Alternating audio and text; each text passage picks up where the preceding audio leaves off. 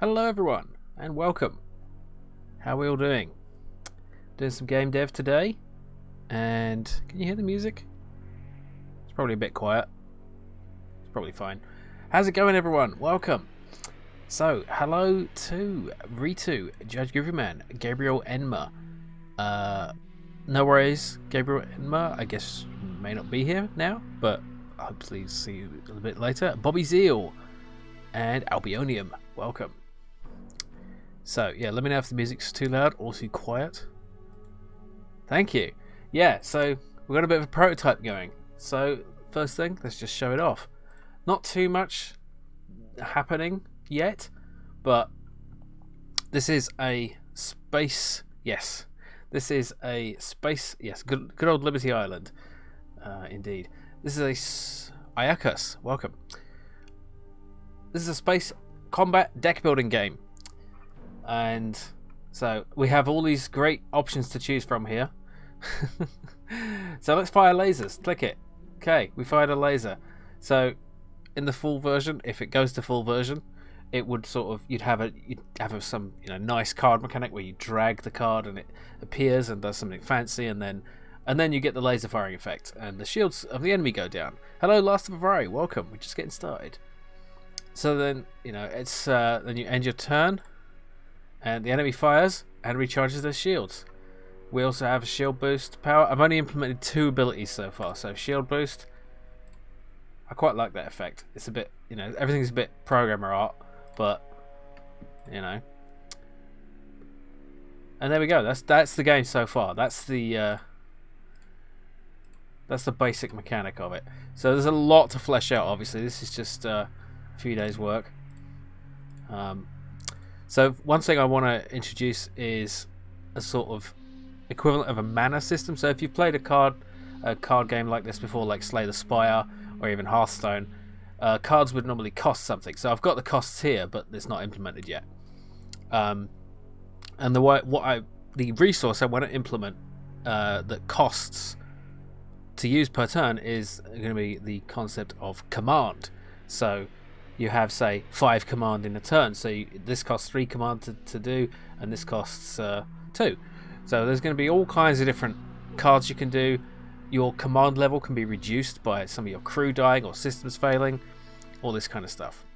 Haven't tried Unity's 2D tools, but they've got quite good. Yeah, they're a lot better than they used to be. It's funny, during the development of Guildmaster, Unity itself went through so many changes that there were some features I didn't even use, like oddly enough, the tile editing feature in Guildmaster I didn't use at all.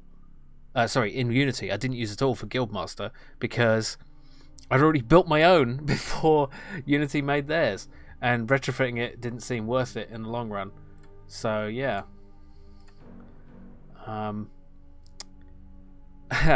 Yeah. Thank you, Judge Gooferman. It would have been easier if I'd started it later, ironically. I think even the UI system... No, the UI system was there. But, so for some of the... was it? I'm not sure. No, I think when I first started Guildmaster, before it was called that, the UI system as it is now didn't exist. And it was all like this old GUI system, and it was kind of a mess. Anyway... yeah, so let's have a look at oops, that's not the right thing. So have a little... I'm doing a Q&A segment later, so I'll get into that a bit later. Questions that have been asked by patrons, so just to be clear. Oh, also I should probably mention this. So I have a disclaimer going. You can see it at the bottom of the screen there. I'm only going to put it up sometimes because it's probably a bit annoying, but someone pointed out that I could have some kind of issue with people giving me ideas, basically, for features in the game, that it could be some kind of liability. You get this a lot in like fan fiction. If there's fan fiction done of something, then the original author can't write the same story because it's like he's ripping them off. They're ripping them off. So there's this kind of... So basically the disclaimer is, if you give me an idea during the stream, then you're giving me that idea, and it's okay for me to put it in my game. And I'm not sure this will ever really be an issue, but I was just putting it up there to cover my ass and be upfront about it. So yeah, if you have some precious game idea that you want to put in your game, don't tell me about it. Keep it to yourself. Make your own game. I want to see your game. I don't want to get into legal trouble. So just putting that out there.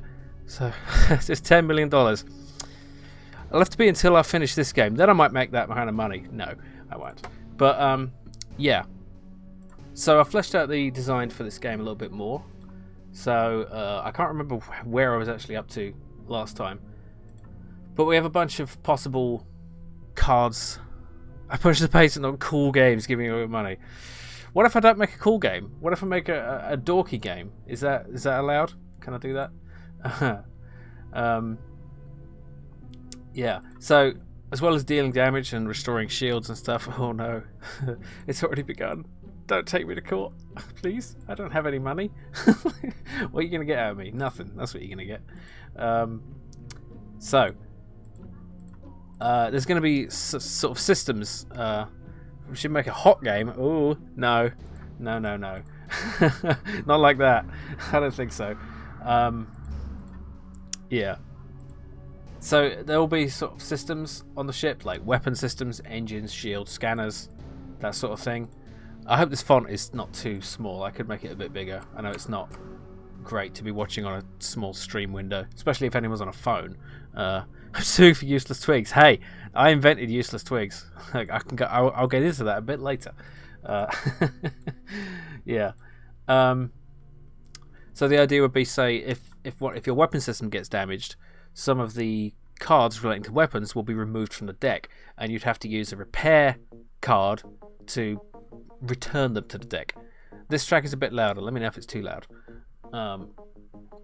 Yeah, so similar with engines, reduce your evasion. There's a lot of stuff to implement, so things like evasion and how exactly shields will work and damage to systems, and yeah, but also things like thank you, that's right. So I mentioned command is like the resource that you have to take actions to spend on cards. So I was thinking something like you could do like a captain's speech, and this will it'll inspire your crew, which will give you more command next turn or something like that. And you'll have bridge crew who will have different specialties, and if they are disabled or are taken out of combat, like a console exploding, then you'll lose the cards that relate to them. So you could have different crew members with different abilities, so you could build your bridge crew, and depending on which person you choose for each station, they'd have different special abilities, and so you'd be deck building in terms of choosing your crew. You'd also choose weapons and different systems, and as you go through the game you can unlock new ones. So that's the basic idea. So I think that's doable. I think it's not too big of a concept. And I'm thinking maybe... Hello, Arcturus Deluxe. Welcome. Just talking about the design. Yeah. So I'll show off the game again, because if you just arrived. So hang on, let's start it again. It's very basic so far. It's just a prototype.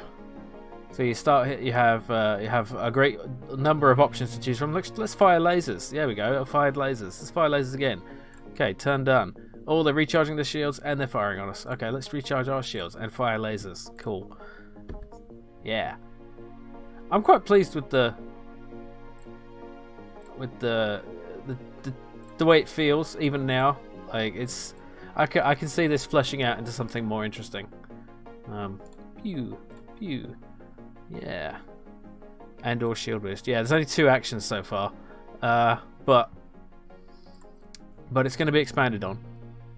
So I have a lot of ideas, and yeah, so it's a bit of a ways off before we have a really playable prototype, something that's actually worth playing. But I want to keep going and get it to a point where we can basically see if the game is fun, and then decide if we're gonna I've misspelled this. Hang on. No, shit.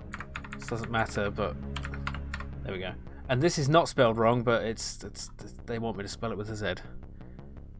Thank you, Arcturus. Much appreciated. Glad you like it. Yeah. So, words. Yes.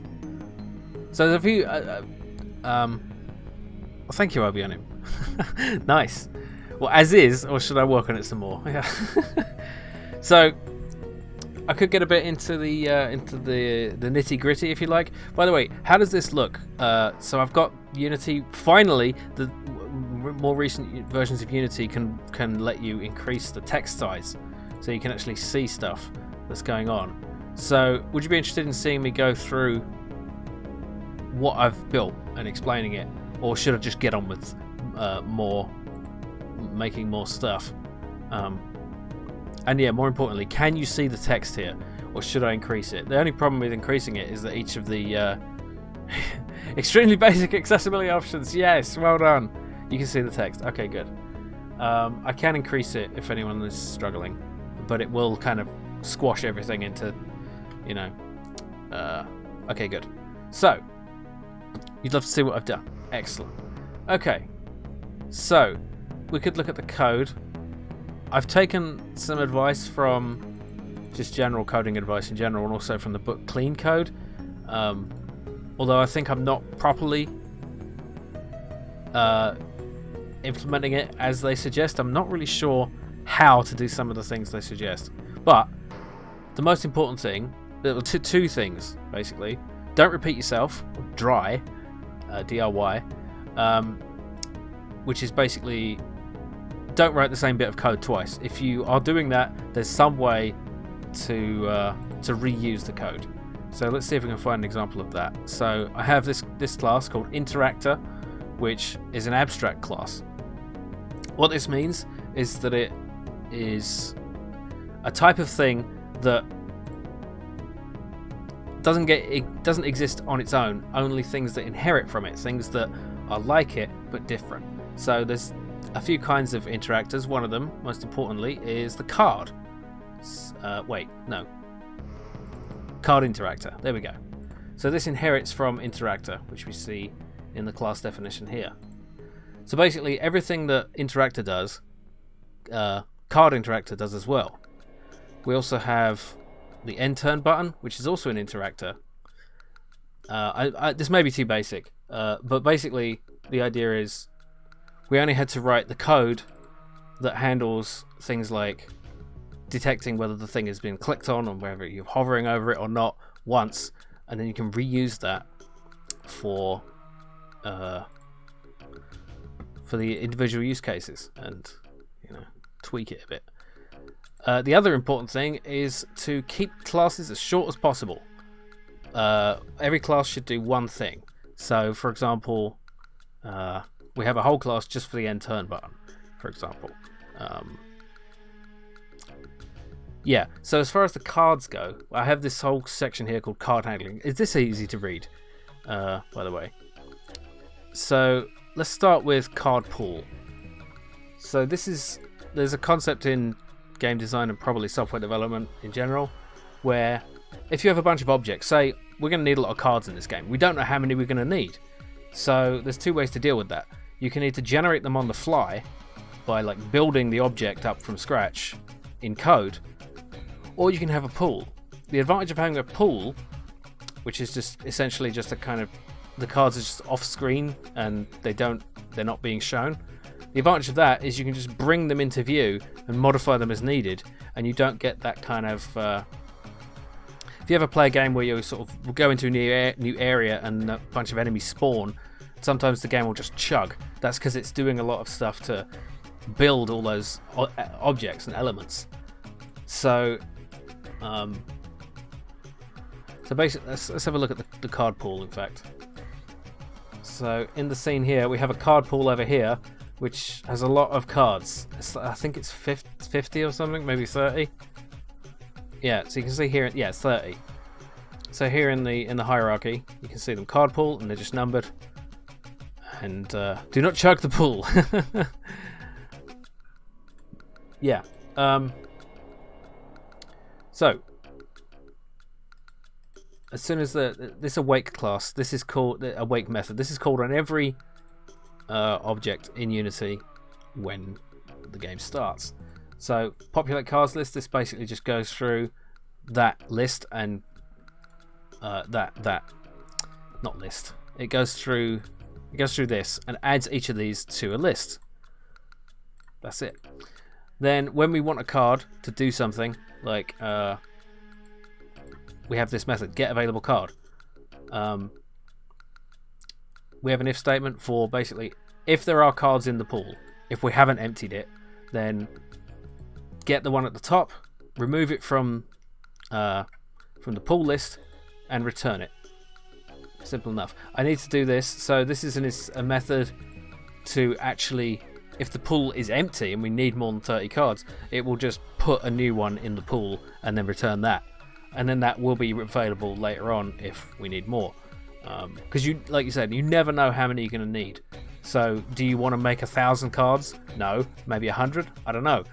Just put a number that you think is reasonable and then have a method here to make more if you need them. So where do the cards go from the pool? Let's have a look. I think they go... Actually, there's a simple way to do this. So we'll see where is this referenced. This is referenced in the deck class. This is a pretty simple class. So this is also a list. So this is your, it's your deck of cards. It's pretty straightforward. And I've created a starting deck here of 4 laser cards and 2 shield boost cards.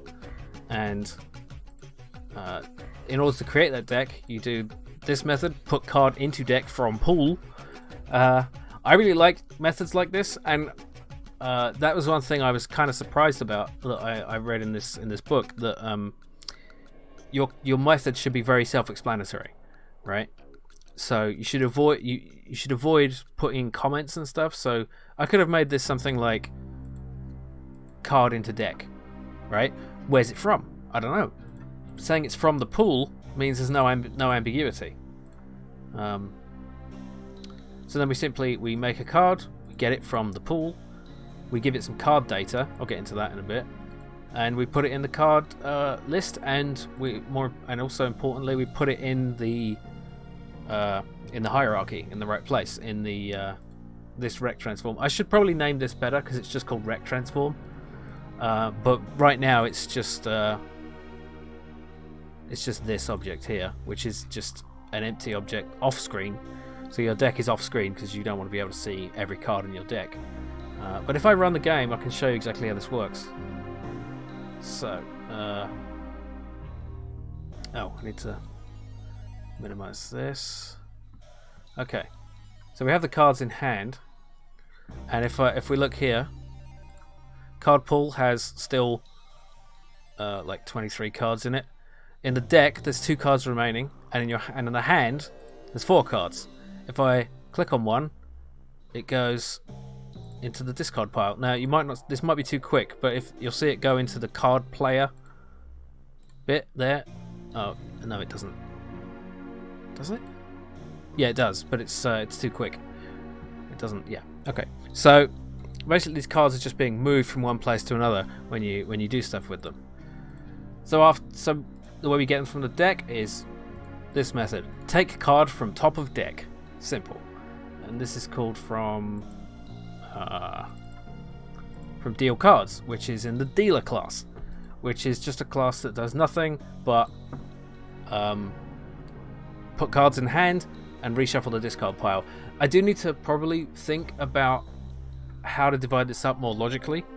Card player handles the animation. Animation, such as it is. Card player is actually one of the bigger classes here. So it starts with play card. This is called from card interactor. When you click on a card, you just call play card on the card player. So this does a few things. It sets a reference to the currently playing card, which we need in a different method. Then we because we need things to happen we need to wait, basically. We need to wait until the view screen animation is finished. So before we even start the animation, we need to subscribe to an event. Basically what that means is when the view screen is finished animating its cycle, it will call this method, hand.enable interaction. We haven't even blocked interaction yet, but we're sort of preparing to do that. I mean, I could just put, actually, if I put this here, this kind of makes more sense. So the first thing we want to do is block interaction with the hand. You don't want to be able to play another card while this card is like going through the motions, you know, animating and so forth. So we block interaction, and then we say that when the view screen animation is finished, we're going to enable interaction. Then we hand this over to the action handler, which is a class which takes all the ingredients happening that are involved in any action and handles them. When I made Guildmaster, I didn't do it this way. I had this sort of taking place. The sort of the logic that resolves how an action happens took place like half in the attacker and half in the target, and it was a mess. So I wanted to sort of just have them throw all their stuff at this one class which handles everything. So you set the source, the player ship, set the target, the enemy ship, set the action, get it from the card data, and then do the action.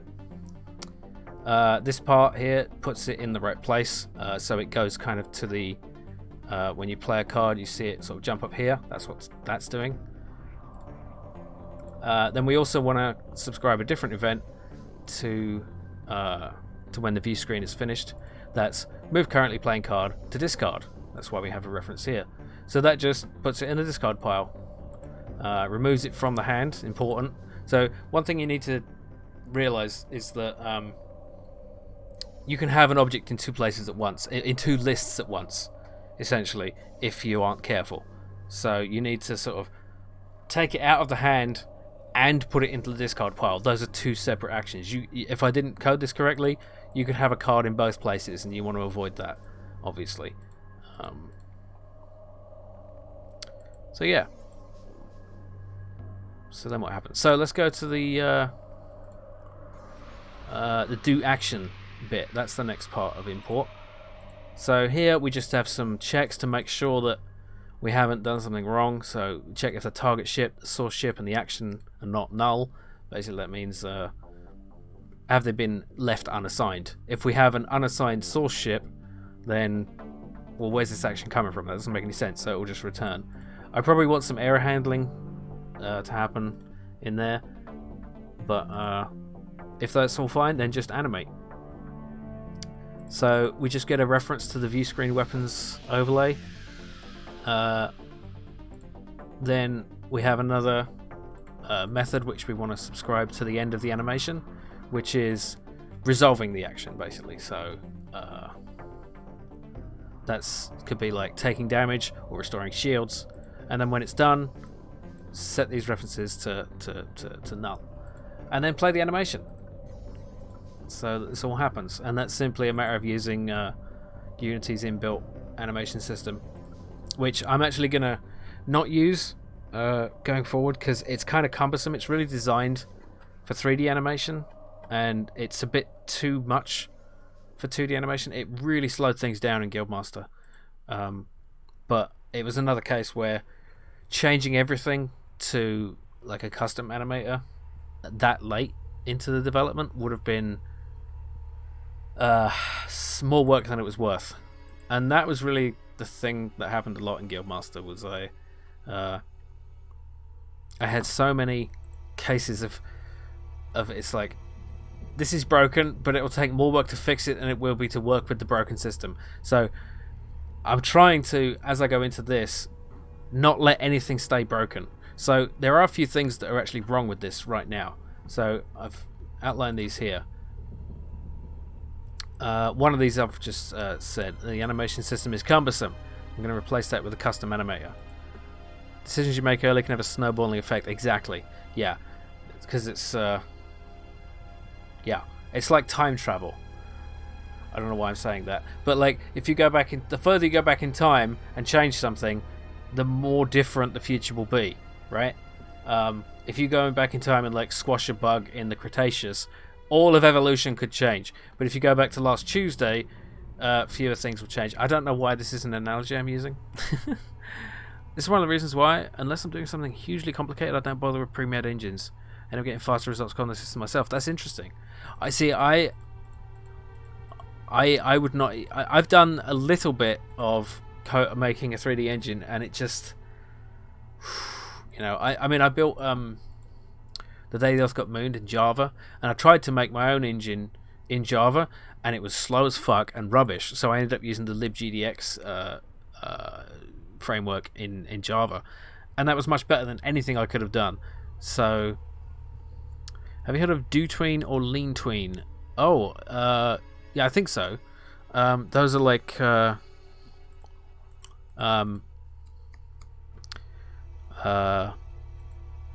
yeah, they're the sort of smooth movement between 2 points, as I understand it, right? As in moving between. Yes. Most of my animation is going to be sprite based. So, for example, I can show you in here, like the shots are just sprites, one after another.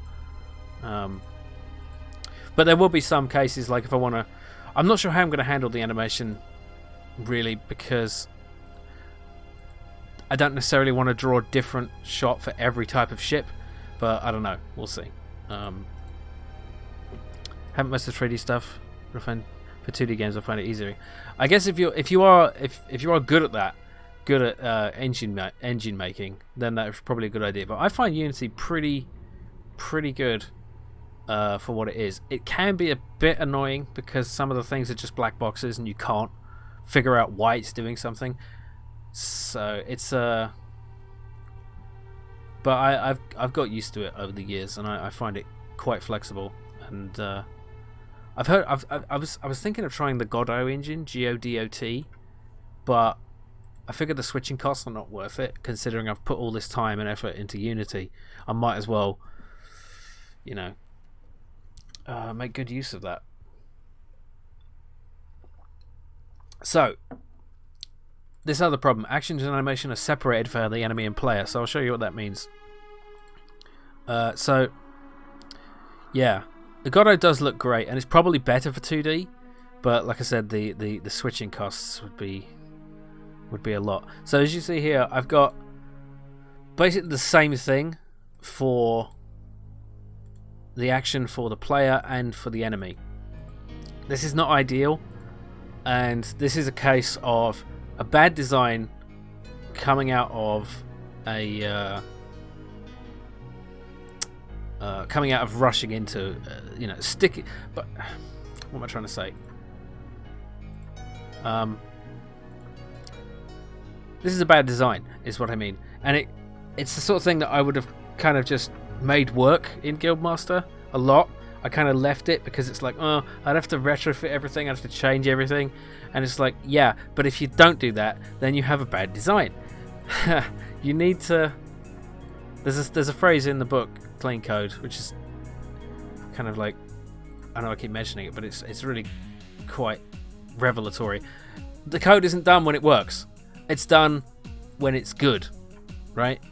I mean, that's sort of it is more tuned towards sort of application development, where people are going to have to work with your code in the future. Obviously, I'm just working on this on my own, but a year down the road, I'm not gonna know what I was thinking when I look at some code. Essentially, I could look at some Guildmaster code. I did that already. There's no need to embarrass myself a second time. I'm just going to try to do it right from now.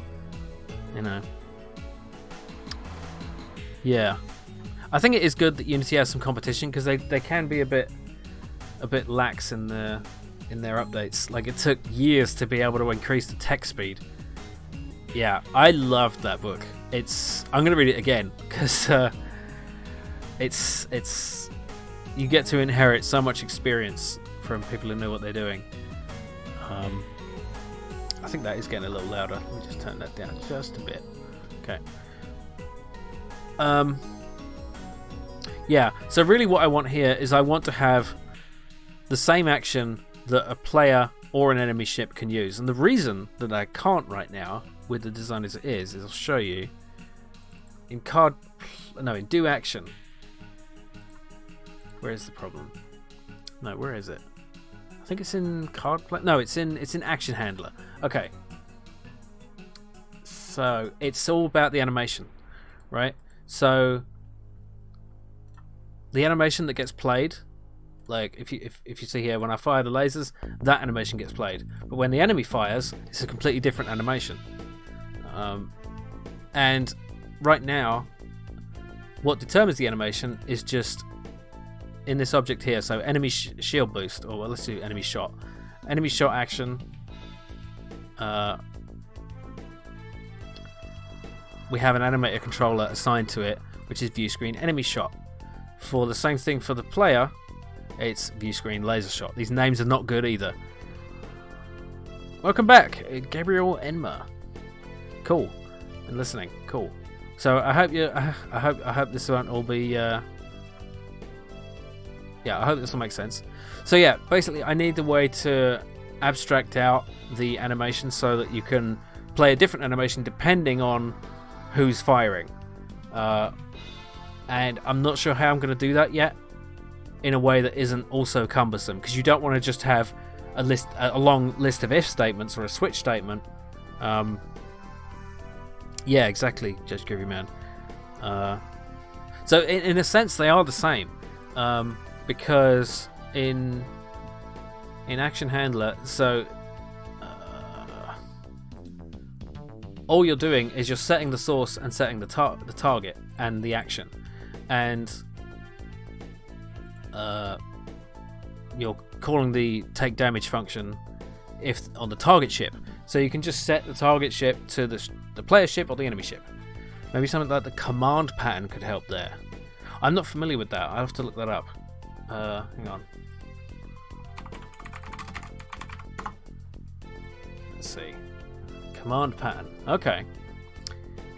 Let's get this a bit bigger so we can all read along. I'm not going to read through this whole thing because there's probably a much easier guide to this. Oh god, this is long.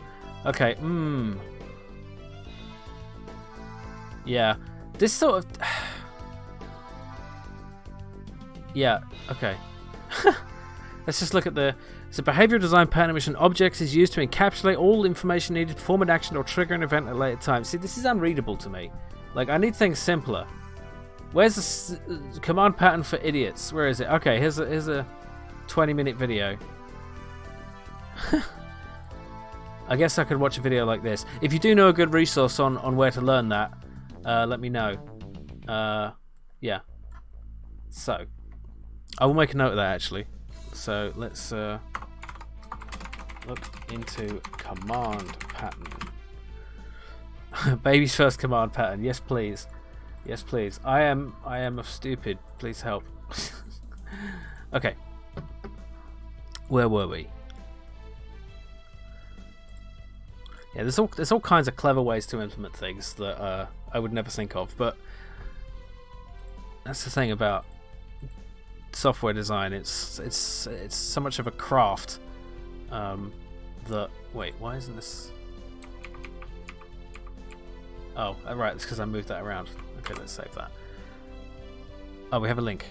Refactoring.guru. A lot of literaries. Pattern for idiots. Okay. Oh, that's in... Wait, why is that in...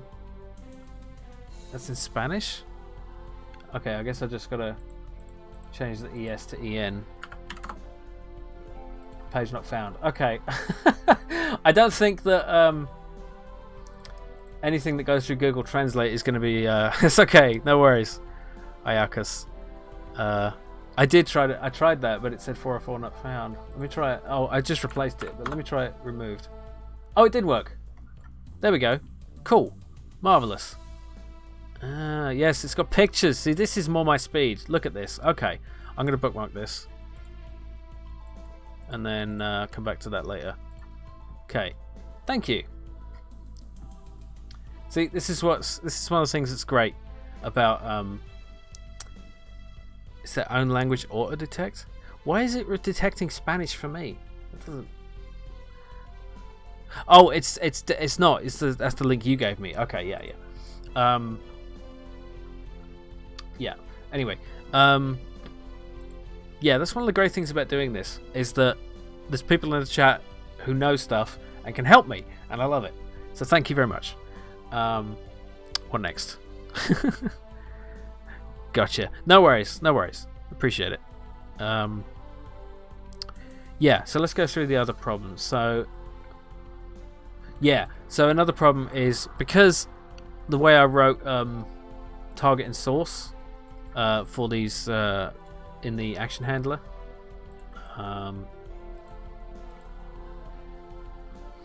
so basically the way it's written is the target is always the other ship and the source is always your own ship, which doesn't make sense for the shield boost. So for the shield boost action, I basically cheated.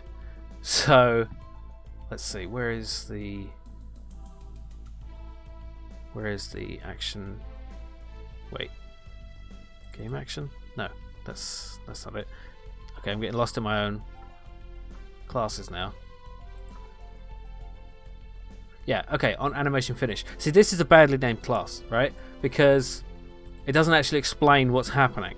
So what I should do here is, what I'm going to do right now is make another method, and I'm going to call it resolve action. And then, actually, I don't know why I'm doing it this way. I could have just, whatever. I could have just refactored that. I was thinking I would, well, I'll show you what I was thinking of doing. I was thinking of doing this. So you'd call on animation finish and then resolve action in case we want to do other things in that class. But for now, the simplest way to do this is simply change out that and get rid of on animation finish. Actually, I'm just going to call this resolve action on animation finish so that we know when it's being called. Putting information like that into your function names, method names, is something I learned from clean code, and I really like it. I always used to think I was doing it weirdly when I had these really long method names, but you know, I see these horrible old conventions. Like people will have a something like this, like M_I, like that. What is that? I don't even know what that means, and I probably got it all wrong. But you know, I hate underscores before things. Has he made the rules yet, or is he still making the code? What do you mean, Vampire Neil? Welcome. It's me ship. Yeah, like this M_, like that's. I think it's meant to indicate that something is a member of this class, but you don't need that anymore. Like yeah, Ayakas is saying exactly. It's an old holdover from when IDEs weren't as good.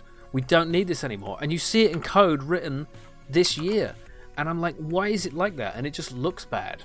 It's just, yeah. So I thought I was a bad coder because I couldn't read that stuff and I didn't like to do it. And I thought, oh, I'm not really following the conventions because I'm not good at this. And I just like, oh, apparently these conventions are bad and they should feel bad. So yeah. Anyway, rant over. What was I talking about? Oh yeah. So the target and the source are set. They don't. It's not who the target and who the source is not determined by the action. It's just determined. It's hard coded essentially. So let's find where I'm talking about this. So yeah, the target is always the other ship, and the source is when it's a card that's being played, the source is always the player ship, and the target is always the enemy ship. When it's a enemy doing the action, the target is always the player ship and the source is always the enemy ship. This is a problem for the shield boost, right? Because the target isn't the other ship, it's your own ship. So I just cheated and I said that, oh, the thing that gets the shield increase is the source ship. Ignore the target ship. And this is bad because it's confusing. So if I come back to this a month later and I'm like, I try to change the target ship, and it doesn't work because I'm not using the target ship. I hope I'm making sense. If I'm just babbling and not making sense, please do tell me, and I'll try to explain better. The rules for the game, like turns, mana, hand sizes. Okay, so I've got a little bit into that. So the mana essentially is a concept I'm calling command, which is determined by things like how many of your crew are still alive and how many systems are active and stuff. So each card will have a command cost, and you'll have so many command per turn, and you'll be able to do things like increase command next turn by doing a captain's speech, stuff like that. Yeah, and I haven't thought about hand sizes or anything like that so far, but let's just show you how the game is working, because I think you haven't actually seen if you just got here.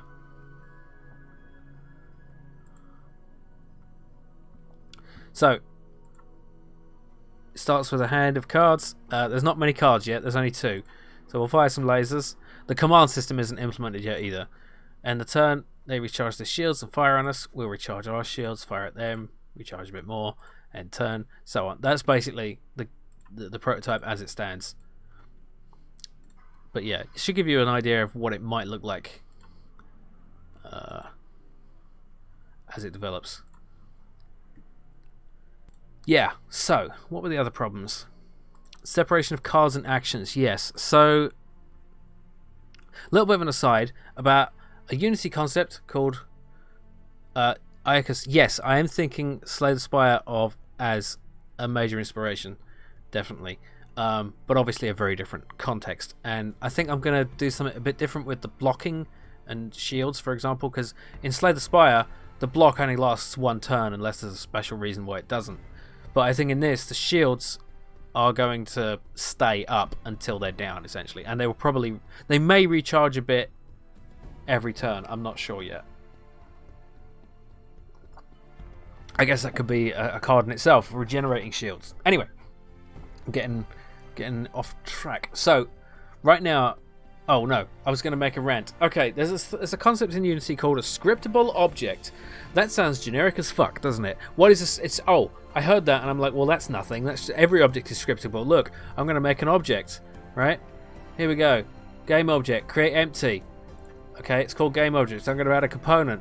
New script. There. That's a scriptable object, right? Wrong. That's not what a scriptable object is. Scriptable object is an entirely different thing, which I think should be called something like data container, right? So a scriptable object is something you can put in your project files, like anything else, like a texture or a prefab or a script or a scene, which is essentially a database entry kind of thing. So, for example, let's look at the card data scriptable object. So we declare the class, we inherit from scriptable object, and it has things like a name, description, cost, a picture, and an associated action. And once I do this little bit here called create asset menu, I can just go into Unity, right click here, create card data. Let's call it something. Let's say something like use magic shield exploding device. I'm not going to make that a real card. So then you just have this this little database type entry here, and we'll call it like magic exploding device. Description: it explodes with magic. Yay. Cost 999,000 million. Give it a picture, like just a laser placeholder, and then give it, and then assign an action, and then you should actually make that a real card. Oh god, it's already. Are we gonna have an old school elite style art for all the ships? I don't know. That's something I want to get into actually with Magic. Yay, yeah. Maybe I can make that a an Easter egg. I don't know. Okay. But yes, they should be called something else, because you wouldn't think that they were this useful. So for Guildmaster, all the weapons, hundreds of them, were in CSV files instead of this kind of thing. It was a nightmare. And another thing where by the time I realised there was a better way to do it, rebuilding everything to use this new system would take longer than using the bad old system. And so, yeah, I really hope that that's not going to happen this time. Or that if it does, I will be wise enough to actually go back and fix the problem rather than say, fixing the problem is hard, I don't want to do it. Yeah. I tend to be a bit binary in my thinking on this stuff. Yeah, it does.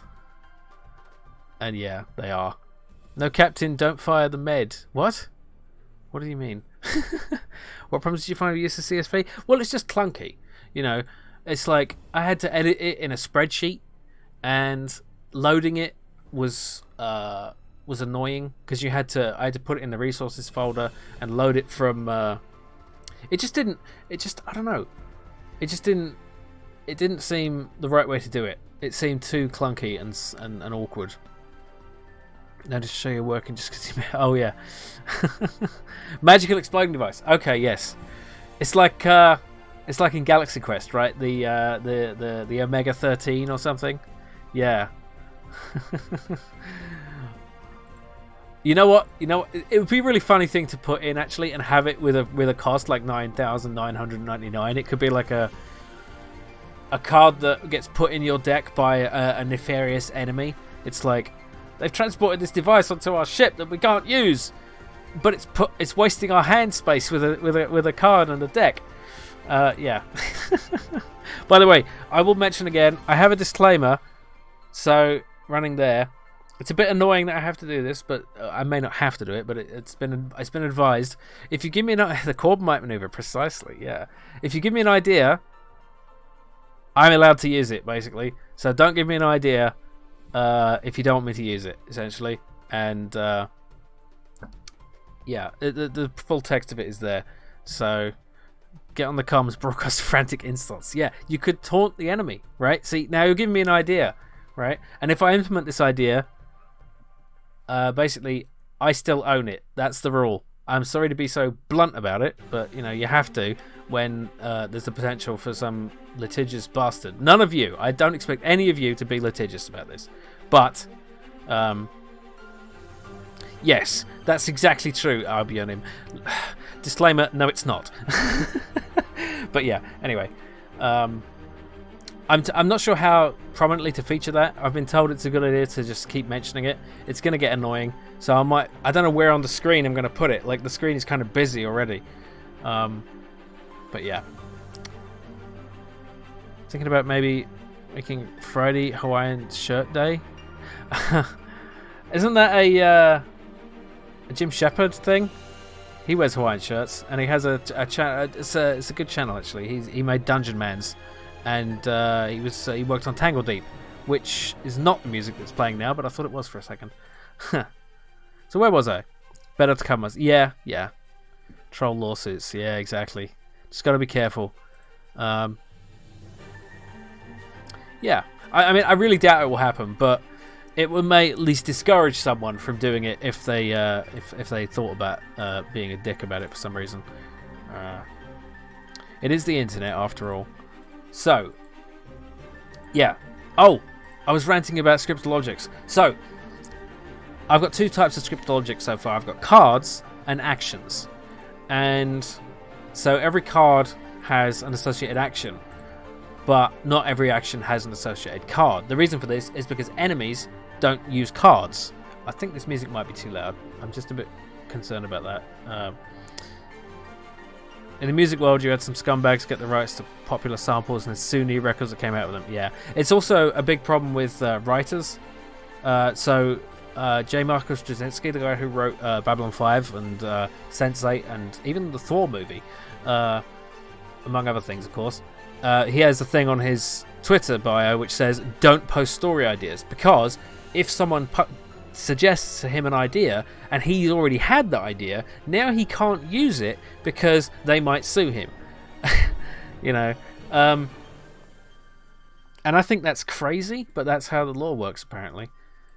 So yeah, I think that's more likely to happen in the writing world than in the game dev world. I don't know of this happening to anyone. There's plenty of people who develop games on stream and don't have this problem.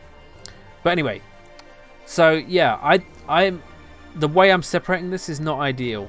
Why did I think that? I'm not sure why I thought that. So yeah, there's a better way to do this. This is going to be an iterative process. It's just going to be, the design is going to have to keep changing. And it's a good idea to get the flow of things working before we start fleshing it out. So before we add a ton of cards, I say we, it's just streamer parlance. I'm doing it, really. But yeah, before we add a bunch of that stuff, add a bunch of that stuff, it's good to get everything working as well as we can. But there's always going to be some stuff that needs to be rejiggered after the fact. The royal we, indeed. Yeah. Alan Moore got the worst of that. The League of Extraordinary Gentlemen got made into a movie. Then the guy sued Alan Moore for ripping off his script and making a comic to hide the... What? Wait. Someone made a movie of the League of Extraordinary Gentlemen and then sued Alan Moore for ripping off his script, even though he wrote the book first? The comic... The novel? The graphic novel? Comic book? I mean, that's just frivolous, isn't it? That's just bullshit, but... yeah. Amazing. Disclaimer! Yeah. The music stopped. Oh, yeah, it started again. So, it's been an hour, so I think I will take a break. And what are we going to do when we get back? I could start... Well, actually, when we get back, I'm going to do the Q&A section, in which... a guy with another script tried that. One of the things that soured Alan Moore on movies. Wow. I was just watching this vid about exploration-based game architecture, and one of the devs of The Witness. The whole project is about making a game from scratch. Okay, cool. I will bookmark that also. Thank you, Iarchus. I hope I'm pronouncing that correctly. Is that Greek? Sounds Greek. No idea. I don't know things. Yeah, break time. So when I get back, I'm going to do the Q&A segment and then make a start on fixing some of these problems and maybe doing some game dev stuff. I've just been talking this whole fucking time. Okay, be right back.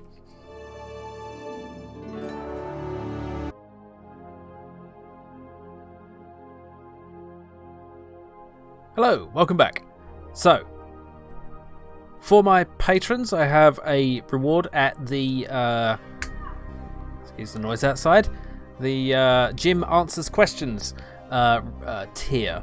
So obviously anyone can just ask a question in chat and I'll answer it to the best of my ability. But this is for, like, if someone wants a more fleshed out answer, I can give a little bit of a prepared answer. I can take some time to really think about it and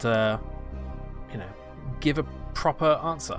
So, first question from the Q&A segment. So if you're a patron at the Jim Answers Questions level or not, feel free to post a question on that on the Patreon when the Q&A threads begin. So the first one from Dave Cork. Are you literally performing every role as a game dev, i.e. coding, graphics, story, etc., or do you have a team of people around you who dip in and support? So, let's go back all the way to the beginning with Shitty Quest. So, this is a game I developed as a sort of test project, just to get used to the AGS engine, Adventure Game Studio, and I built it and I showed it to Pac-Millie, my friend and many time collaborator on YouTube videos, and he loved it and he found it very funny, and we decided to continue working on it together. So he helped me write it, he helped me sort of tune up some of the jokes and come up with ideas, and he provided a great voice for one of the characters, mostly the other characters, only 3 characters in the game. And he was also the voice director, so we would be on a call and he would be like giving me advice on how to do the lines, so to make them more convincing, because I'm no actor, but I was doing half the voice acting, maybe a little more than half. Yeah, so that was that was the first collaboration in game design I did, and so you can see here a bit of. If you want to hear more about that, you can check out this commentary I did with Pac Willie. I'll put a link in the description when this goes on YouTube, and I'll put it in the chat right now, in case you're interested. So, this game obviously looks like shit, but that's the point, right? It's about a game that was abandoned by its creator, me, and the characters aren't happy about it, and they try to do something about it, and yeah, so on. So, the other question. So after that, I worked on a shoot 'em up, which I mentioned a little bit before. I made this in Java, and I had two people helping me out with this. I had Rickard Thornburg, who offered to do the music, and the music is absolutely brilliant. So I can link to his. So he's a musician. You can check out his Bandcamp here if you're interested. I'll put that in the links in the description as well. But you can also find that on this video. Yeah, so this was a shoot 'em up I made. It's pretty short. It's a free game. It's about 15 minutes long. No, it's about 30 minutes, 45 minutes. You can finish it in.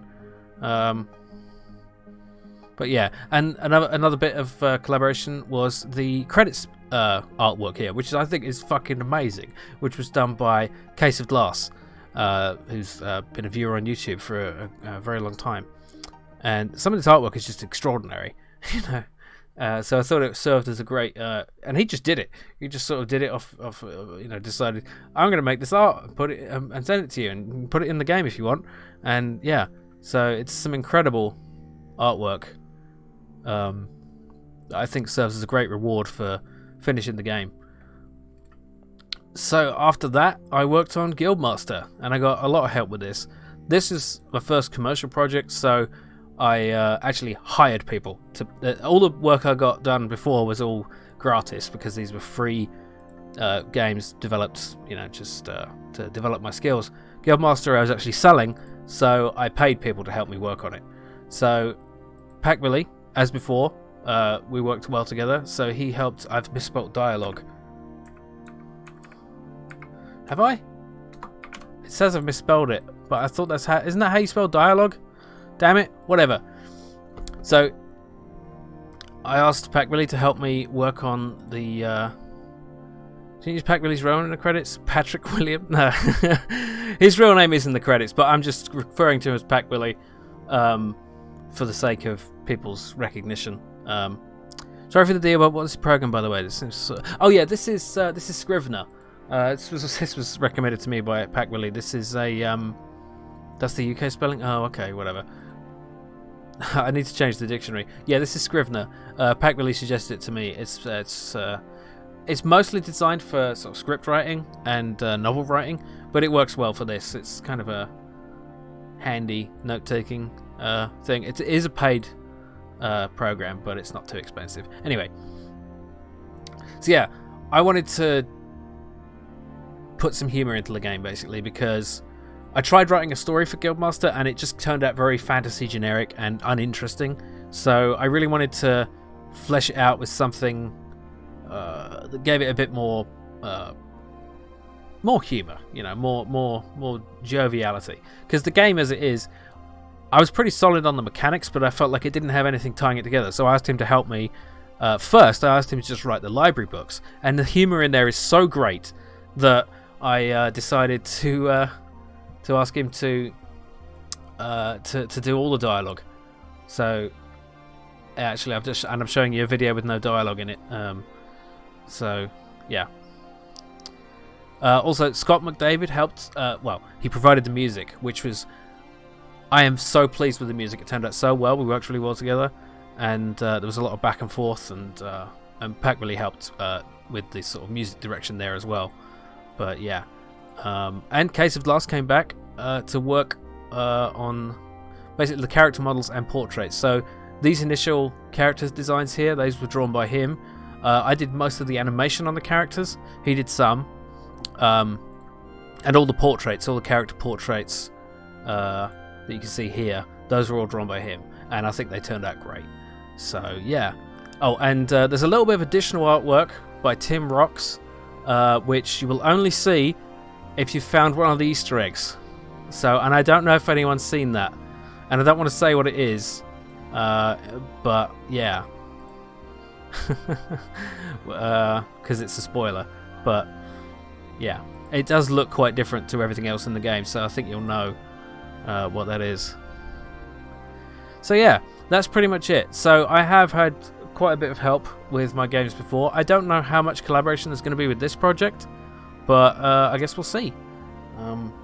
Yeah, thanks for the question, Dave. And if anyone else wants to ask a question with a sort of long form answer like this, and you're a patron or you'd like to be one, check out the next Q&A thread for more question asking goodness. Thank you. Okay, so let's get back to the game design. So what are we doing next? Let's see, I need to catch up with chat actually. Oh, you posted a comment last minute. Oh! Well, I haven't got anything prepared, so what I'll do, Albionium, is I will have your answer ready next time, because I want to take the time. Don't spoil Guildmaster, you get a timeout. Yeah. No, it's not that important, but yeah. Yeah, I'll prepare that for. Actually, I'm going to make a note of that, just so I don't forget, because I have to make notes for everything, because I don't have a memory. I just my memory is pieces of paper and.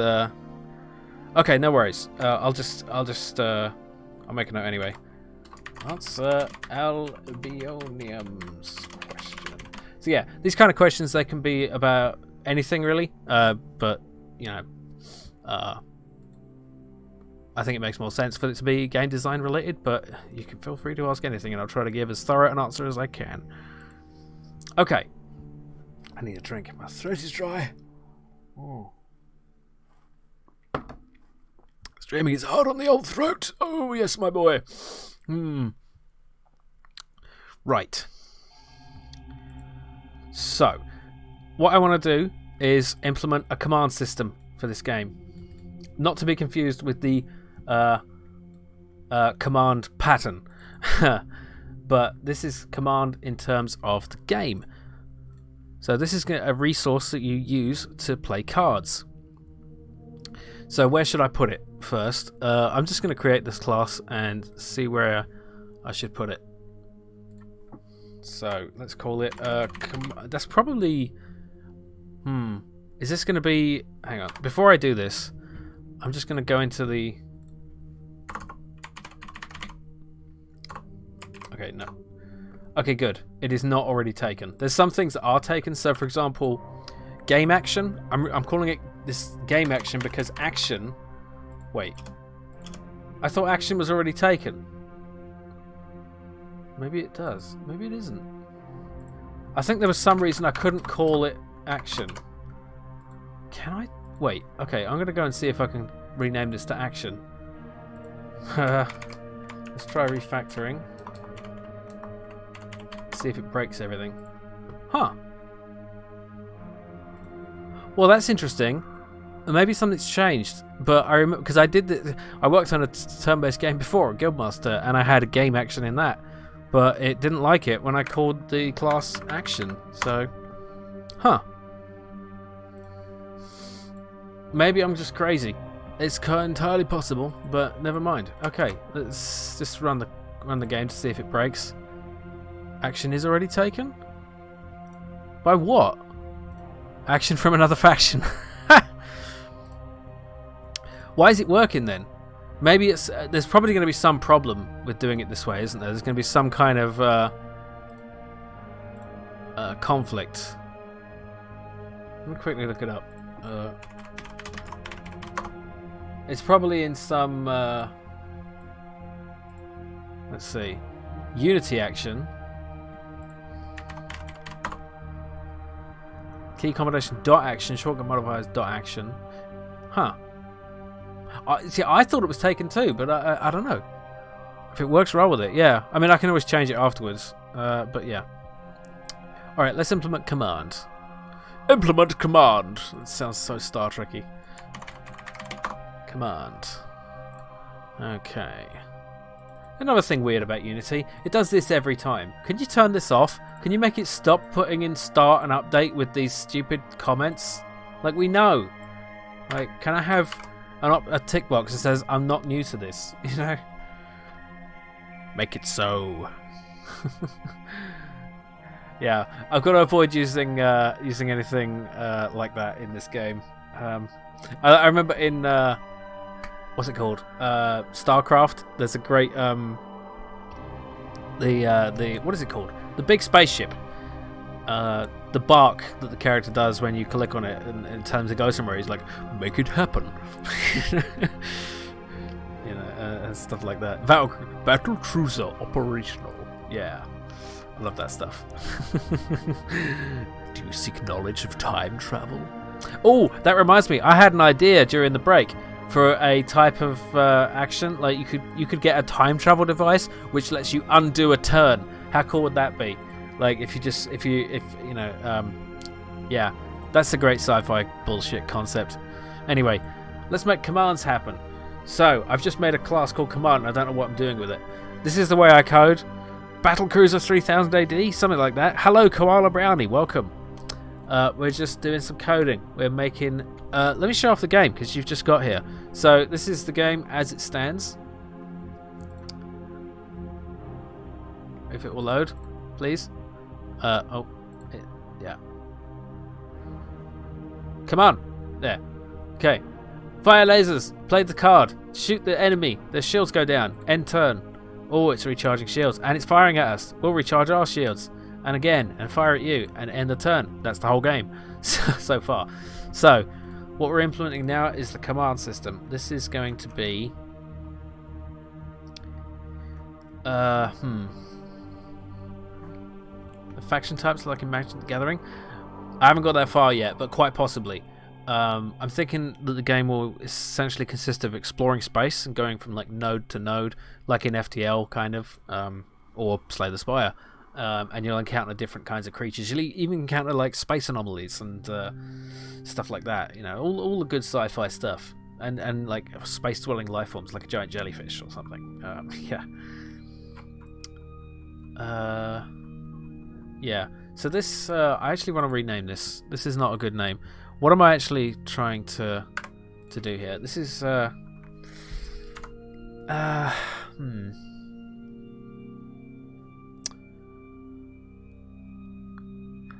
think we want to make Commander or Captain because Mulligan rules. Oh, good idea. Yeah.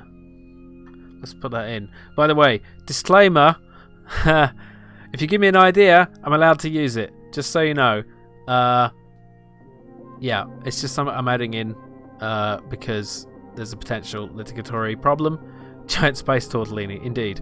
But yeah, so just be aware of words there. Thank you. Right. A lot of the design work comes in thinking up a good term. So what am I actually? This is the equivalent of mana. This is the equivalent of naming things. Yeah, it really is. It really is. So I'm thinking like command pool, command resource, command amount. You know, because it's just an integer, really. Let's just stick with it for now. So the simplest thing is we want a private integer to represent the current amount and the maximum amount. And then we'll just set up some methods. Get command amount. And this may seem a bit silly. Why didn't I just make these public variables, right? Because of reasons. Because of it's not what you're supposed to do in clean coding. Because classes, this is another thing I do remember, classes are supposed to hide their data and expose methods. Data structures are supposed to have few methods but expose their data. So for example, card data, this is a data structure. All public stuff, no methods. right? Maybe a few methods, but not many in future. But there's all kinds of reason for this. So you might want to actually end up putting something different in here. I don't know how valuable this is, but it did tend to come around and bite me in the arse that I didn't do it this way in Guildmaster. So anyway, I hate and slay the spy when I don't get any blocks for 3 turns versus the final boss. Yeah, it's it can be annoying. Yeah, I still haven't beaten Slay the Spire. One advantage could be that it would let you refactor more easily in future. Maybe you need to compute the current amount in a more complex way somehow. Yes, right. Exactly. Yeah. So the way you determine how much command you have may change, but then so you wouldn't have to go and change every reference to this variable. You can just change this method. So it makes things a lot easier for updating things. So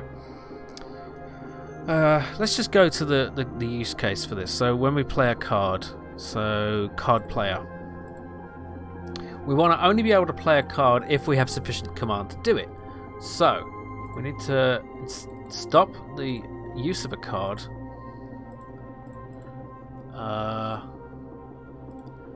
Let's have a different method called attempt to play card. Now I may end up changing this, but this is just me playing about. So I'm going to make this private, so this can only be called within this class.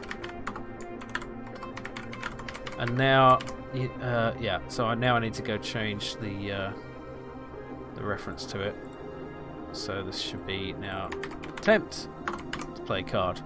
Because I could put the logic here. I could say in here something like if we have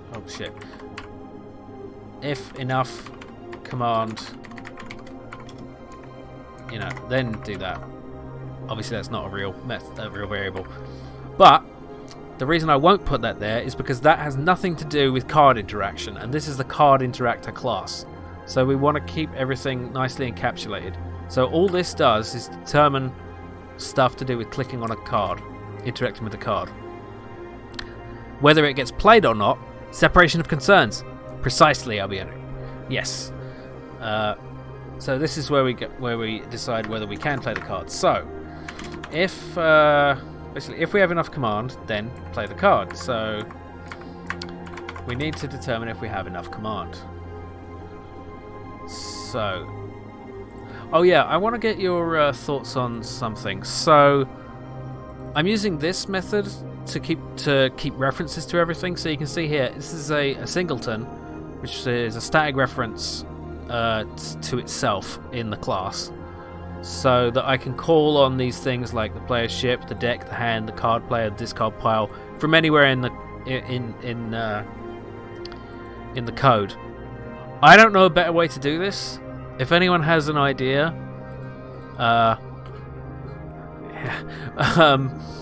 do let me know. But so, for example, I'm using this. Where's a good example? That's the worst class to show. That's not a good one. Action handler. Yeah. So in here, no, that's not a good example either. Damn it! Why am I finding only the bad examples?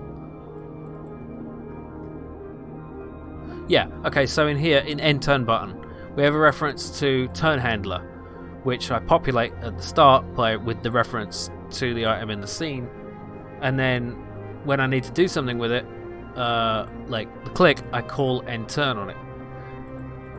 The only other way I can think to do this is like use a tag system to find the turn handler, or pass it to this class somehow, but that just seems like more ugly than just calling a reference to it. But I don't know, it doesn't seem very clean. Okay, let's see. That seems to be the way to do it, as I see in many examples. I personally encapsulate all those global things in a big game state object, but I don't know if it's the best way. Yeah.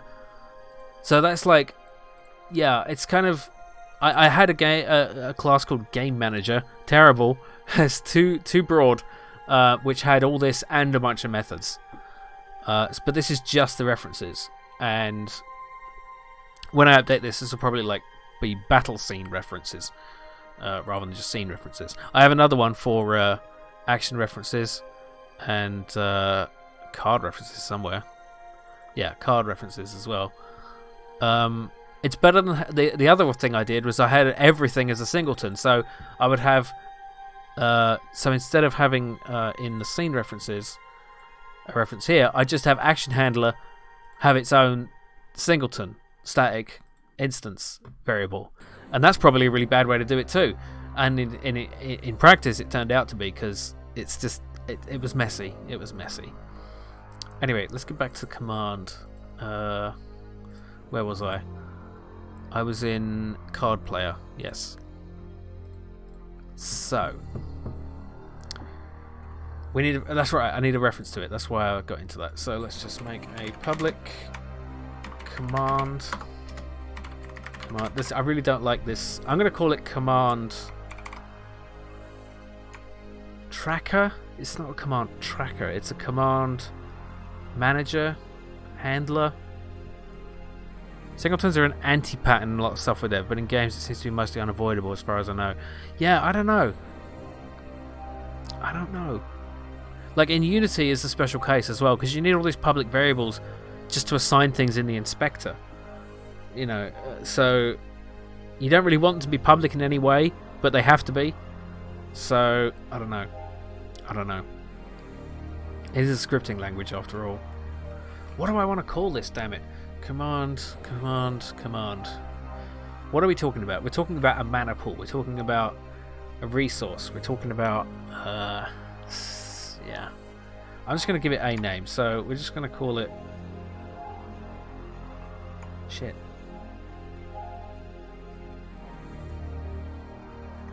Threat number 2, yeah. No, it's, I appreciate the humor, but that's not the direction I want to go. Command pool, command. This seems pedantic, but it is important. It is important to get these things right. So let's go back to where I'm calling from it. Card player. You know, I'm gonna call it commander, actually, because we're talking about the captain essentially. Haughty Jawbones, hello, welcome. I'll show you the game in a minute, but we're just working on some little bits. So we're going to call that commander, and now I've got to go and change something I don't like about Unity. You have to change the name in 2 places. I've got to go now change the name of the script as well as the class name in the script. I kind of wish it could do it automatically, but maybe there's a way to do that. I don't know.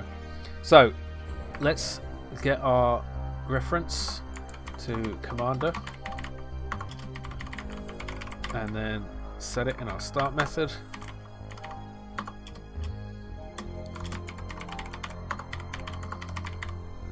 So now this might look a bit weird, because you might be asking, why don't I just do this, right? Well, the reason is because that's ugly to look at, so I simply do it just so I can have that. It looks a lot more readable. Your sub, oh, I didn't see it. That's weird. But you, oh no, I don't have any. It's not even showing in my activity feed. I'm sorry.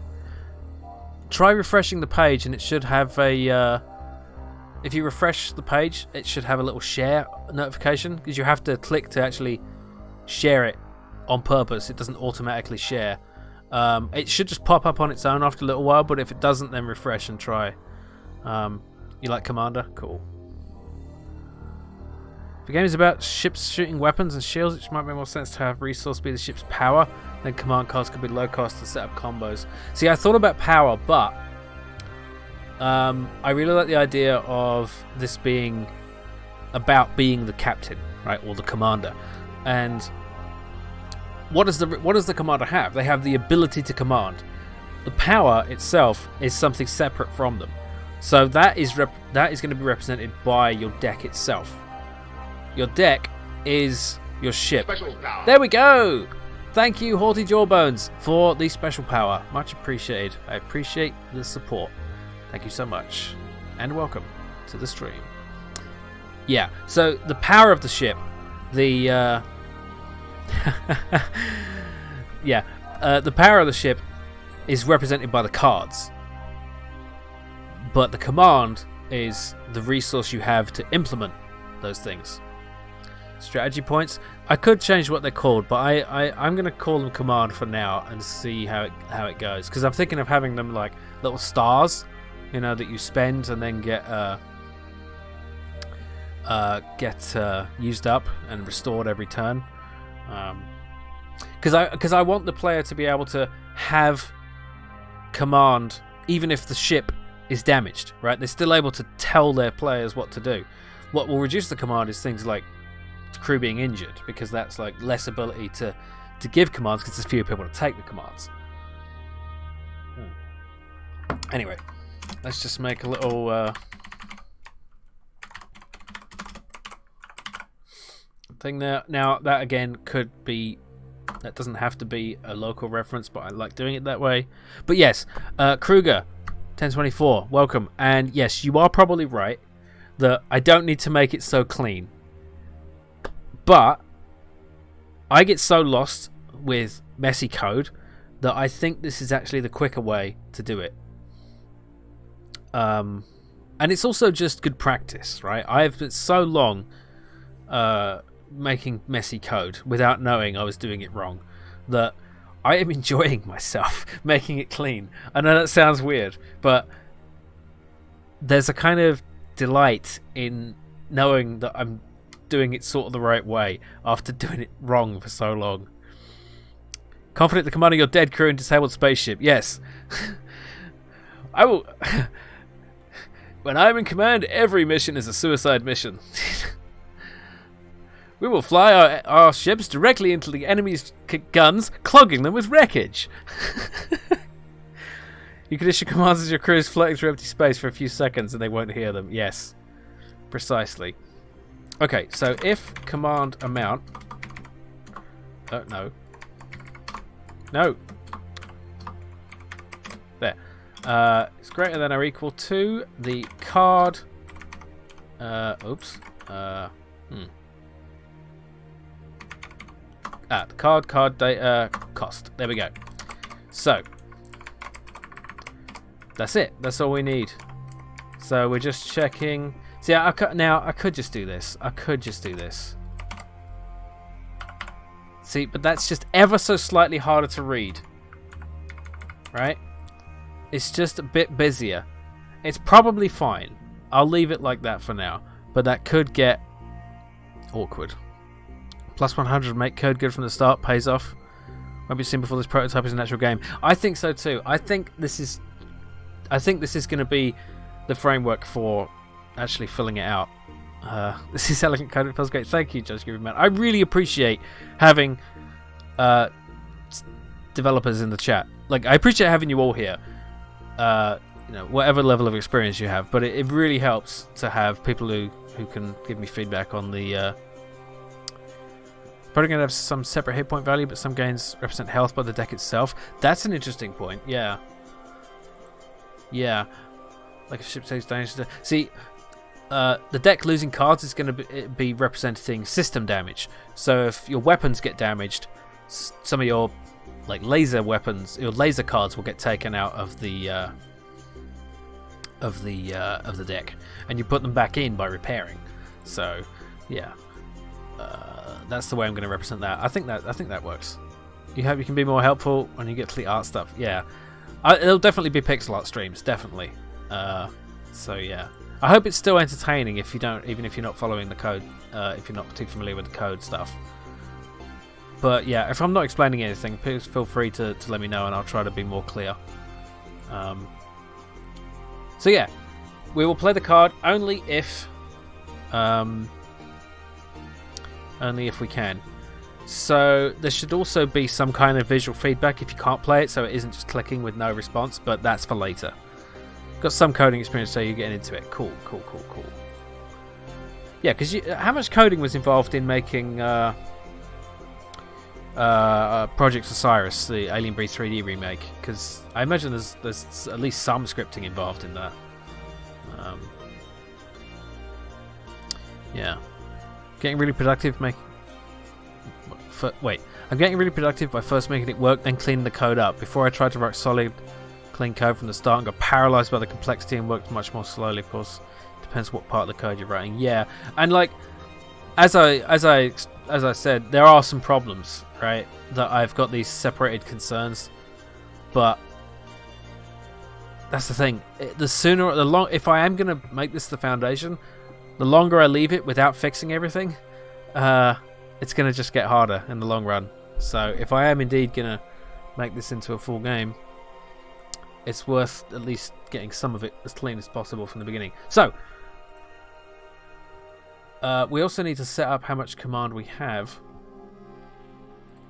So where are we going to do that? Let's just do that in the awake function for now. Let's just set the maximum amount to 5, and let's have a we're going to need a function to refresh command, and that will be called at the start of each turn. So we just, excuse me, we're just going to say current amount equals maximum amount. We're also going to need spend command, right? Spend command. I like the word spend because it's clear what you're doing, because it's a resource. Command to spend, and then just current amount minus equals command to spend. Now we should already be checking whether we can spend the amount, so I don't need to check here for going to negative amounts. At least I'm not sure if I do. This is not clear actually. Let's say restore command to full, because refresh command could mean like refresh some kind of appearance rather than refresh an amount. So just for clarity, so play card should also include the cost of the card. So let's just do that here. So commander spend command card data cost. Now I could just put that up here. I'm not sure. Is that better to put in play card or in the attempt to play card? I think it's better there. Let's catch up on chat a bit.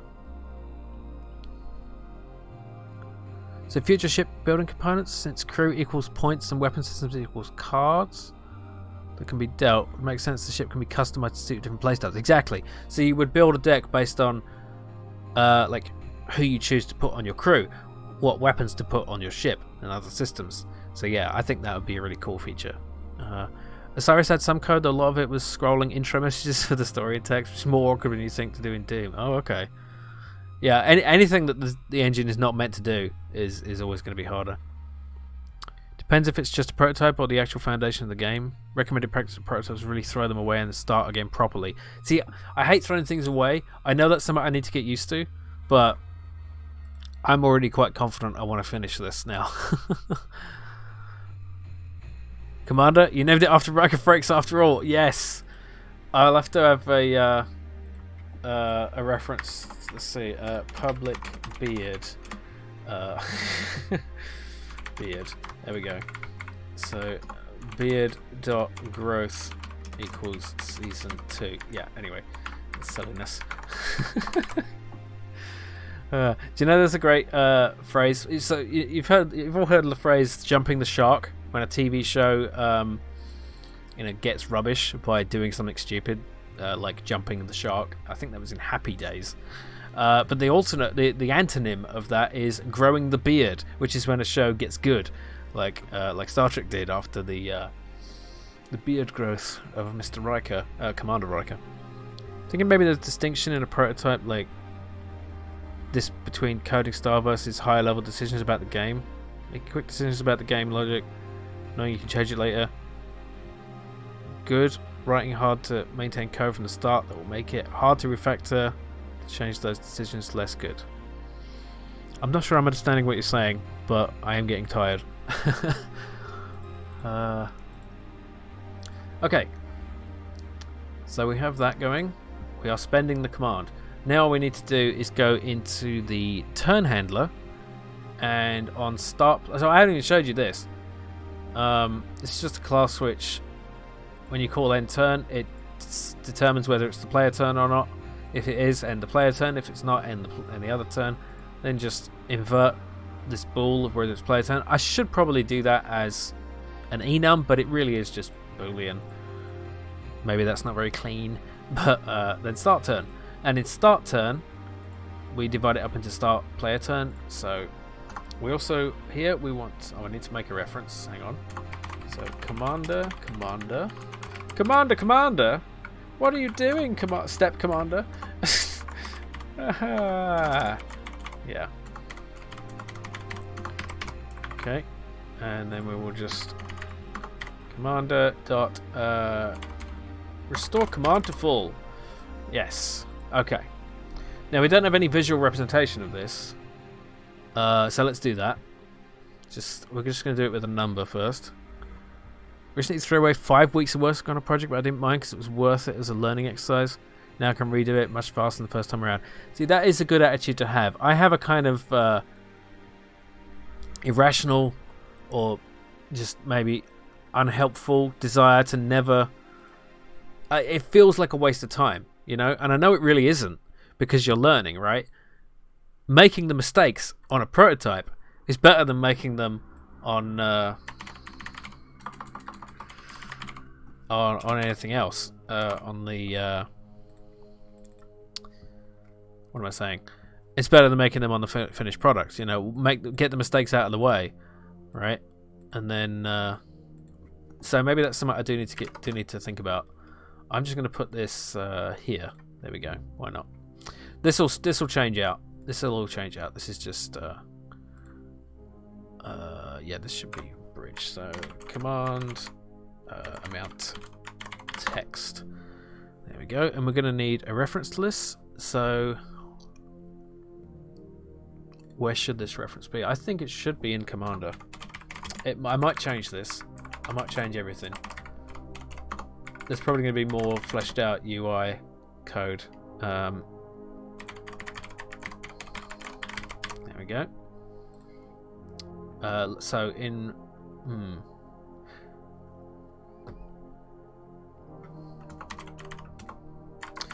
okay, this is why I wanted to have the word refresh kept available. So refresh command text. So this just does command amount text to text equals command amount to string. What's it called? Current amount. There we go. Sorry for the screaming people outside. It's not my fault. Let's actually change this to command amount again because we're not just, this is now commander, this is not just command as an abstract thing. Let's also set command amount to 5 and then refresh command text, and we're going to do this anytime it changes. So it's spend command and restore command to full. There's an example of don't repeat yourself. I could put this in every, I could put this here and here and here, but if I want to change the code, I only need to do it once if it's its own thing. Even if a function is just one line, it's still worth doing. Let's see, I've missed quite a bit of chat. Thunder and lightning, here finally. Off topic, but yes, but it makes me happy to get rid of this heat. Oh, yes, the weather has been pretty crazy here too. Are you in the UK, Gabriel? I don't know, but in here, it's been a mini heat wave followed by lightning, yeah. No worries, Albion. I was just agreeing. It's good you were writing this clean code now, in large part because I hope you refactor things in future because it's a prototype. Yeah, thank you.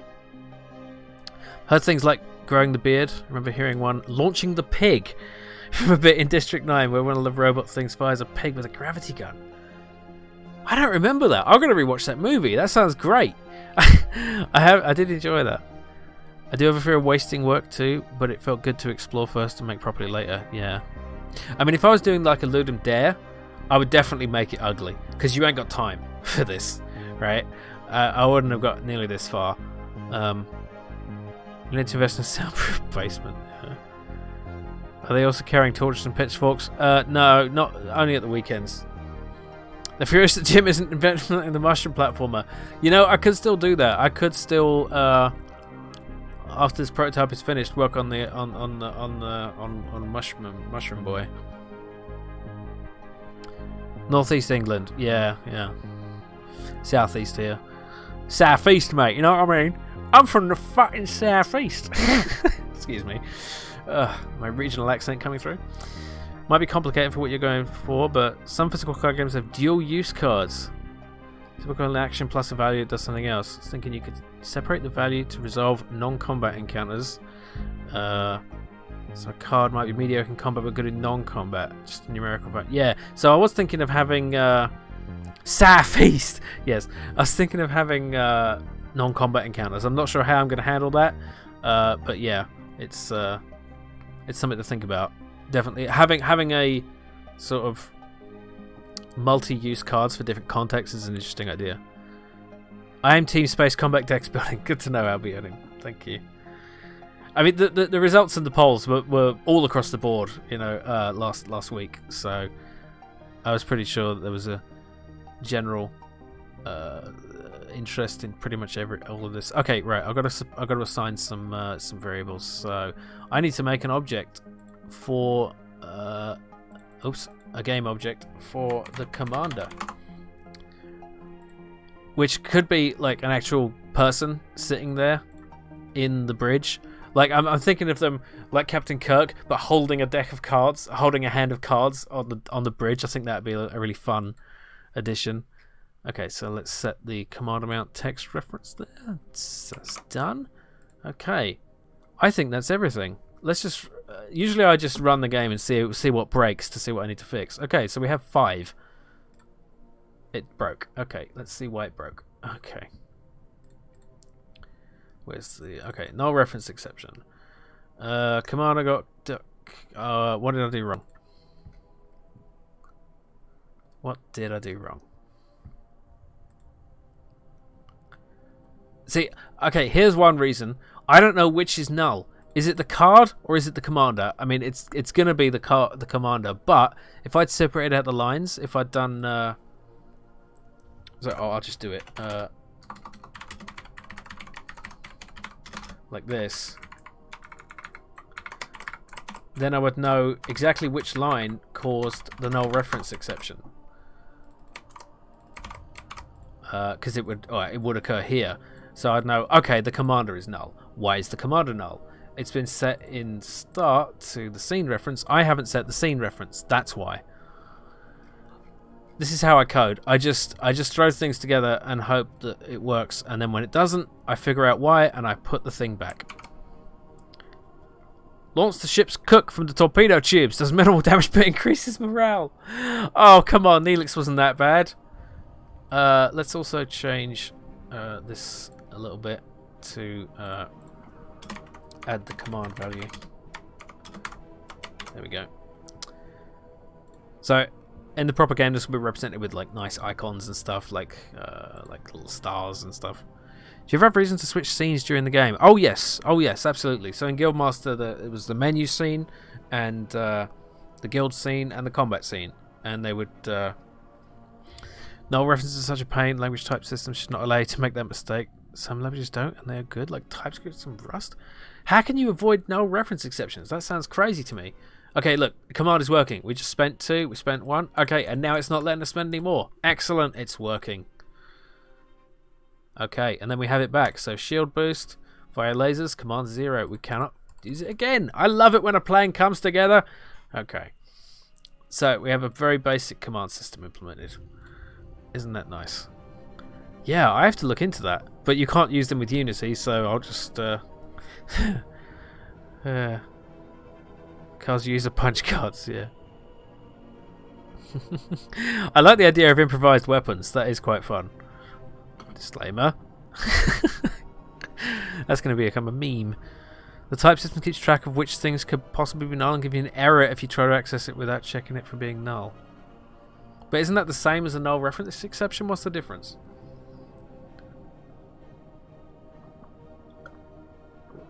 Why is that laser bar not aligned with the barrel? There is no barrel. What do you mean? I mean, the simple answer is because it's programmer art, you know, for the moment. It's just a rough and ready thing. So you see it immediately off in your editor as you write a build time error instead of a runtime. Oh, that's clever. That's very clever. Okay, so now this is actually a challenging fight. And I don't think I can win it. Unless it just... Yeah, I've lost. Okay. That's interesting. I mean, I've run out of hull, but it doesn't handle death yet. It doesn't handle death. Yeah. Anyway.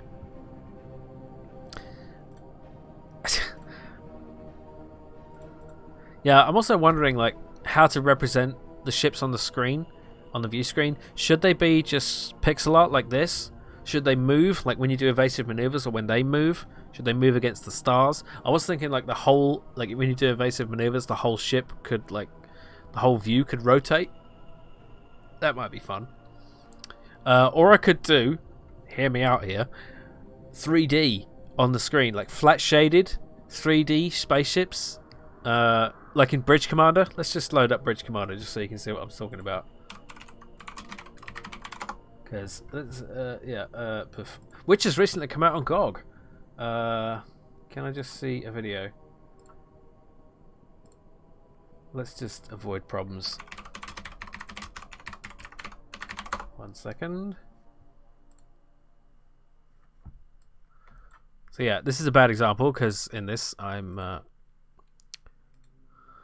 Yeah, so like this, you'd have a 3D world outside your ship, and this is you wouldn't be looking around it. It wouldn't be the internal 3D though. This is a really bad example because we're not seeing any. There we go. That's a better example.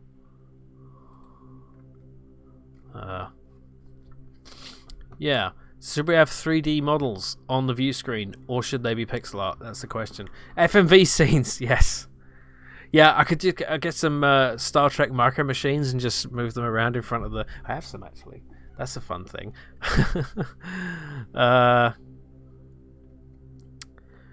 Good opportunity to do some flat shade 3D. Yeah.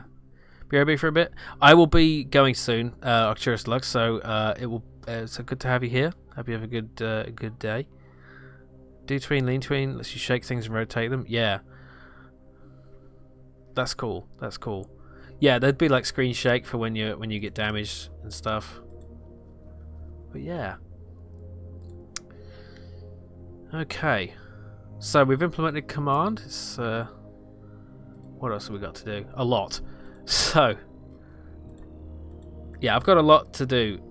So I've got to add more cards. I've got to implement bridge crew, systems, also things like targeting. So targeting an enemy system to do particular damage, like to try to take out their weapons. That's going to be a fun sort of tactic. In any game like this, it's very important to have the player have lots of choices and them be meaningful. Implement command, implement entire rest of the game. Draw the rest of the owl. Yes. Marvelous. Okay. I think that's a good stopping off point. I don't want to go too long. I'm going to keep it to 2 hours. And we're going to see the player's own bridge as well. Yes, well, I'm not sure if it's entirely clear here, but like, so the idea is, let's just show you what I mean. So I'm just going to find a quick image of this. So here's something like what I'm thinking. So you'd see something like this. Off to the sides there'd be displays that show the enemy ship and stuff, but up here you would see your own crew. You know, and obviously I need to make it quite a bit different because I don't want to actually rip off Star Trek too much, or at least in an obvious way. So yeah, it needs to be legally distinct. So that's the kind of, so if you look at this, so you can see there would be... the cards are probably too big. Oh, is that how it is? Okay. I was talking about Star Trek, to be fair. Yeah. But you're talking about Star Control. How did you see the bridge in Star Control? You didn't see the bridge in Star Control, did you? Let's have a look. Star